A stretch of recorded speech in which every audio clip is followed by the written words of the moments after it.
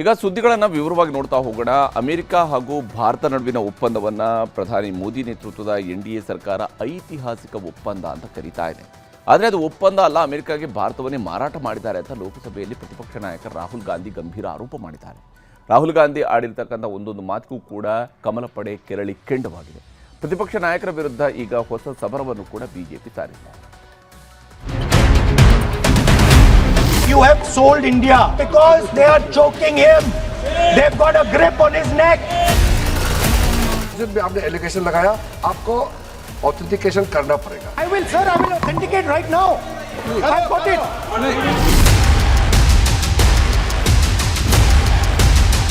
ಲೋಕಸಭೆಯಲ್ಲಿ ಕಡೆಗೂ ಬಜೆಟ್ ಮೇಲಿನ ಚರ್ಚೆ ಶುರುವಾಗಿದೆ. ಇಷ್ಟು ದಿನ ನರವಾಣೆ ಪುಸ್ತಕದಿಂದ ಆರೋಪ ಪ್ರತ್ಯಾರೋಪ ಶುರುವಾಗಿ ಸ್ಪೀಕರ್ ಓಂ ಬಿರ್ಲಾ ವಿರುದ್ಧದ ಅವಿಶ್ವಾಸ ನೋಟಿಸ್ವರೆಗೆ ಕಲಾಪ ಸಾಗಿತ್ತು. ಆದರೆ ಕಡೆಗೂ ರಾಹುಲ್ ಗಾಂಧಿ ಅವರು ಬಜೆಟ್ ಮೇಲಿನ ಚರ್ಚೆ ಆರಂಭಿಸಿದ್ದಾರೆ. ಬಜೆಟ್ ಚರ್ಚೆಯ ವೇಳೆ ರಾಹುಲ್ ಗಾಂಧಿ ಫೋಕಸ್ ಮುಖ್ಯವಾಗಿ ಭಾರತ ಅಮೆರಿಕ ಟ್ರೇಡ್ ಡೀಲ್ ಮತ್ತು ವಿದೇಶಿ ಕಂಪನಿಗಳಿಗೆ ಭಾರತದಲ್ಲಿ ನೀಡಿರುವ 20 ವರ್ಷಗಳ ತೆರಿಗೆ ವಿನಾಯಿತಿ ಮೇಲಿತ್ತು. ಅದರಲ್ಲೂ ಭಾರತ ಸರ್ಕಾರ ಭಾರತ ಮಾತೆಯನ್ನೇ ಮಾರಾಟ ಮಾಡಿದೆ ಎಂದು ತೀವ್ರ ಆಕ್ರೋಶ ವ್ಯಕ್ತಪಡಿಸಿದ್ರು. ಅಮೆರಿಕದ ಒತ್ತಡಕ್ಕೆ ಮಣಿದು ಪ್ರಧಾನಿ ಮೋದಿ ಅವರು ಟ್ರೇಡ್ ಡೀಲ್ಗೆ ಒಪ್ಪಿಕೊಂಡಿದ್ದಾರೆ ಎಂದು ಹರಿಹಾಯ್ದ್ರು. That you have sold India. Are you not ashamed of selling India? Yes. Do you have no shame of selling India? You have sold our mother, Bharat Mata. Do you have no shame? That the Prime Minister would not sell India under normal circumstances. He will not do it. You know why he sold India? Because they are choking him. Mr. Rahul, address to the chair, please.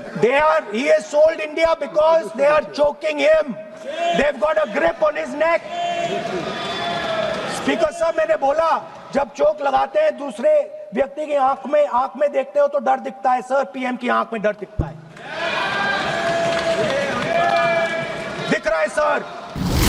America ಭಾರತದ ಮೇಲೆ 50% ಸುಂಕ ಹೇರಿದ್ದನ್ನ ಕೈಬಿಟ್ಟು 18% ಸುಂಕವನ್ನ America ವಿಧಿಸಿದೆ. ಆದರೆ America ಸುಂಕ ಇಳಿಸಿಲ್ಲ. ಬದಲಿಗೆ ದೇಶದ ಡೇಟಾಗಳನ್ನ, ರೈತರ ಹಿತಾಸಕ್ತಿಯನ್ನ, ಸಾಫ್ಟ್ವೇರ್ ಇಂಜಿನಿಯರ್ಗಳನ್ನ, ಸಣ್ಣ ಮಧ್ಯಮ ವ್ಯಾಪಾರಿಗಳು, ಇಂಧನ ಭದ್ರತೆ, ರಕ್ಷಣಾ ವ್ಯವಸ್ಥೆಯನ್ನು ಅಮೆರಿಕಾಗೆ ಮಾರಾಟ ಮಾಡಿದ್ದಾರೆ ಅಂತ ಗಂಭೀರ ಆರೋಪ ಮಾಡಿದ್ರು. We are heading into turbulent times and the nation has been sold.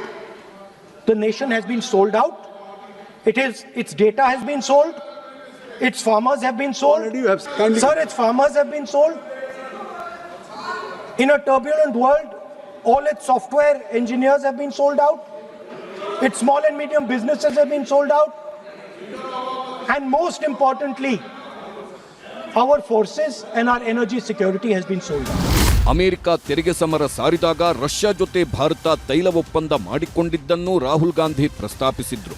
ಆದರೆ ಅಮೆರಿಕ ಜೊತೆ ಈಗ ಸುಂಕ ಒಪ್ಪಂದ ಮಾಡಿಕೊಂಡು ಪ್ರಧಾನಮಂತ್ರಿ ಅಮೆರಿಕಾಗೆ ಶರಣಾಗಿದ್ದಾರೆ. ಅಮೆರಿಕ ಹೇಳಿದ ಕಡೆ ಭಾರತ ತೈಲ ಖರೀದಿಸಲು ಒಪ್ಪಿಕೊಂಡು ಪ್ರಧಾನಿ ಮೋದಿ ದೇಶದ 150 ಕೋಟಿ ಜನರ ಭವಿಷ್ಯವನ್ನ ಅಮೆರಿಕದ ಮುಂದೆ ಶರಣಾಗತಿ ಮಾಡಿದ್ದಾರೆ ಅಂತ ಆರೋಪ ಮಾಡಿದ್ರು. Bangladesh now is going to wipe out our textile industry. Our energy security has been handed over. We can't buy oil from who we want to buy oil from. Now, I don't believe any Indian Prime Minister would do this. Logic ही नहीं है sir. Logic नहीं है sir. ये जो हुआ है sir, ये पूरा सरेंडर है. And it is a tragedy because it is a surrender not just of the Prime Minister. He has surrendered the future of 1.5 billion Indians. ಇಷ್ಟಕ್ಕೆ ಸುಮ್ಮನಾಗದ ರಾಹುಲ್ ಗಾಂಧಿ ಜಗತ್ತಿನಲ್ಲಿ ಯುದ್ಧ ಕೊನೆಯಾಗ್ತಿದೆ ಅಂತ ಪ್ರಧಾನಿ ಮೋದಿ ಅವರು ಹೇಳಿದ್ರು. ಆದರೆ ಆಪರೇಷನ್ ಸಿಂಧೂರ್ ಮಾಡಿದ್ದು ಯುದ್ಧ ಅಲ್ವಾ ಅಂತ ಪ್ರಸ್ತಾಪಿಸಿದ್ರು. ಜೊತೆಗೆ ರಷ್ಯಾ ಗಾಜಾ ಯುದ್ಧಗಳನ್ನು ಪ್ರಸ್ತಾಪಿಸಿದ್ರು. ಆಮೇಲೆ ಇಡೀ ಜಗತ್ತೇ ಅಸ್ಥಿರತೆ ಅನ್ನೋ ಯುದ್ಧದಲ್ಲಿ ಸಿಲುಕಿದೆ ಅಂದ್ರು. Prime Minister stated and NSA stated shockingly some time back that the era of war is over.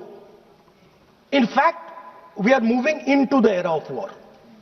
And you can see war is there in Ukraine, war was there in Gaza, war is there in the Middle East, threat of war is there in Iran, we had Operation Sindoor. So we are moving into a world of instability. America ಜೊತೆಗಿನ ಒಪ್ಪಂದಗಳಿಂದ ಭಾರತದಲ್ಲಿ ಅಮೆರಿಕನ್ನರಿಗೆ ಮುಕ್ತವಾಗಿ ಬಾಗಿಲು ತೆಗೆದಿದೆಯಂತ ಮೋದಿ ಸರ್ಕಾರದ ಮೇಲೆ ಮುಗಿಬಿದ್ರು. ಸಣ್ಣ ರೈತರನ್ನು ನಾಶ ಮಾಡುತ್ತಿದ್ದಾರೆ, ನಿಮ್ಗೆ ನಾಚಿಕೆ ಆಗಲ್ವಾ ಅಂತ, ಇದು ಅವಿವೇಕತನ ಅಂತ ಆಕ್ರೋಶ ಹೊರಹಾಕಿದ್ರು. For the first time in Indian history, our farmers are facing a storm. You have opened the door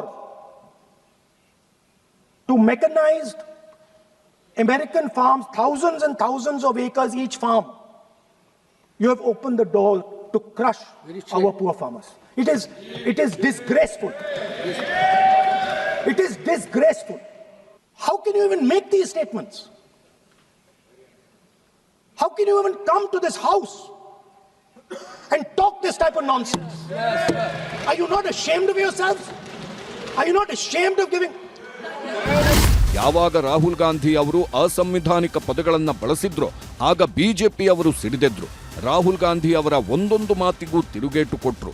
speaker ಸ್ಥಾನದಲ್ಲಿದ್ದ Jagdambika Pal ಕೂಡ ರಾಹುಲ್ ಅವರ ಮಾತಿಗೆ ಕಡಿವಾಣ ಹಾಕಿದ್ರು. You are saying shameful. Parliamentary affairs. You are saying nonsense. Nonsense. Nonsense. Why can you- okay, I won't when go the down that finance line. minister replies in the evening, the leader of opposition should listen to the reply of the honorable finance minister.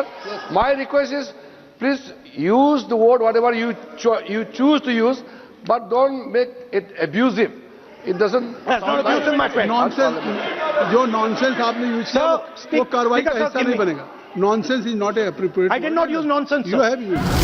ಕೊನೆಗೆ ರಾಹುಲ್ ಗಾಂಧಿ ಆಯ್ತು, ಅಸಂವಿಧಾನಿಕ ಪದಗಳನ್ನ ಬಳಸಲ್ಲ ಅಂತ ಹೇಳಿ ಮಾತು ಮುಂದುವರೆಸಿದ್ರು. ಪ್ರಧಾನಿ ಮೋದಿಯವರನ್ನೇ target ಮಾಡಿ ಮಾತಾಡಿ 50ಕ್ಕೂ ಹೆಚ್ಚು ನಿಮಿಷದ ಭಾಷಣ ಮುಗಿಸಿದ್ರು. ಆಗ ಕಾನೂನು ಮತ್ತು ಸಂಸದೀಯ ವ್ಯವಹಾರಗಳ ಸಚಿವ ಕಿರಣ್ ರಿಜಿಜು ಎದ್ದು ನಿಂತರು.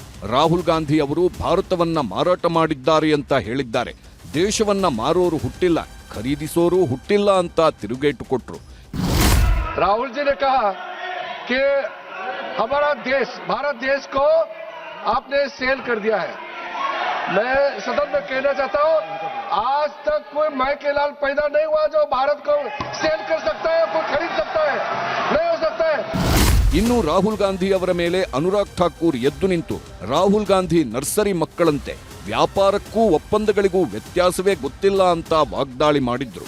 इनका तो ज्ञान भी नर्सरी क्लास से शुरू करवाना पड़ेगा. इनको ट्रेड एंड कॉमर्स और फाइनेंस में ही अंतर नहीं पता.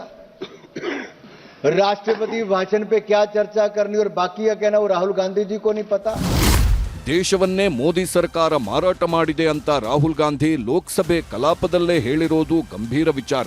ಈಗ ರಾಹುಲ್ ಗಾಂಧಿ ಆರೋಪಗಳಿಗೆಲ್ಲ ಸಾಕ್ಷಿ ದಾಖಲೆಗಳನ್ನ ಕೊಡಬೇಕು ಅಂತ ಬಿಜೆಪಿ ಕೇಳಿದೆ. ಜೊತೆಗೆ ರಾಹುಲ್ ಗಾಂಧಿ ವಿರುದ್ಧ ಸಂಸತ್ ಒಳಗೂ ಹೊರಗೂ ಹೋರಾಟ ನಡೆಸಲು ತೀರ್ಮಾನಿಸಿದ್ದಾರೆ ಬಿಜೆಪಿ ನಾಯಕರು. ಅಷ್ಟೇ ಅಲ್ಲ, ರಾಹುಲ್ ಗಾಂಧಿ ವಿರುದ್ಧ ಹಕ್ಕುಚ್ಯುತಿ ನೋಟಿಸ್ ನೀಡುವ ಎಚ್ಚರಿಕೆಯನ್ನು ನೀಡಿದ್ದು ದೇಶವ್ಯಾಪಿ ಆಂದೋಲನಕ್ಕೆ ಬಿಜೆಪಿ ಕರೆ ಕೊಟ್ಟಿದೆ. ಒಟ್ನಲ್ಲಿ ರಾಹುಲ್ ಗಾಂಧಿ ಇಷ್ಟು ದಿನ ಭಾಷಣಕ್ಕೆ ಅವಕಾಶ ಕೊಡ್ತಿಲ್ಲ ಅಂತ ಸಿಟ್ಟಾಗ್ತಿದ್ರು. ಆದ್ರಿವತ್ತು ಸರ್ಕಾರದ ವಿರುದ್ಧ ನಿರಂತರ ವಾಗ್ದಾಳಿಯ ಮೂಲಕ ಅಮೆರಿಕ ಜೊತೆಗಿನ ವ್ಯಾಪಾರಿ ಒಪ್ಪಂದದ ಬಗ್ಗೆ ಆಕ್ರೋಶ ಹೊರಹಾಕಿದ್ದಾರೆ. ಅದರಲ್ಲೂ ಭಾರತವನ್ನೇ ಮಾರಾಟ ಮಾಡಿದ್ದಾರೆ ಎನ್ನುವ ಮೂಲಕ ಸರ್ಕಾರವನ್ನು ಚುಚ್ಚಿದ್ದಾರೆ. ಇದರ ನಡುವೆ ಸದನದಲ್ಲಿ ಕೆಲ ಉದ್ಯಮಿಗಳ ಹೆಸರುಗಳನ್ನು ಉಲ್ಲೇಖ ಮಾಡಿದ್ದು ಅದಕ್ಕೆ ಪೂರಕ ದಾಖಲೆ ಒದಗಿಸುವಂತೆ ಸರ್ಕಾರ ಒತ್ತಡ ಹೇರಲು ಮುಂದಾಗಿದೆ. ಅಲ್ಲದೆ ರಾಹುಲ್ ಗಾಂಧಿ ವಿರುದ್ಧ ಹಕ್ಕುಚ್ಯುತಿ ಮಂಡನೆ ಬಗ್ಗೆಯೂ ಯೋಚನೆ ಮಾಡುತ್ತಿದ್ದು ಆಡಳಿತ ಮತ್ತು ಪ್ರತಿಪಕ್ಷದ ನಡುವಿನ ಸಂಘರ್ಷ ಇನ್ನಷ್ಟು ತಾರಕಕ್ಕೇರುವುದು ನಿಶ್ಚಿತ. Bureau report, news 18.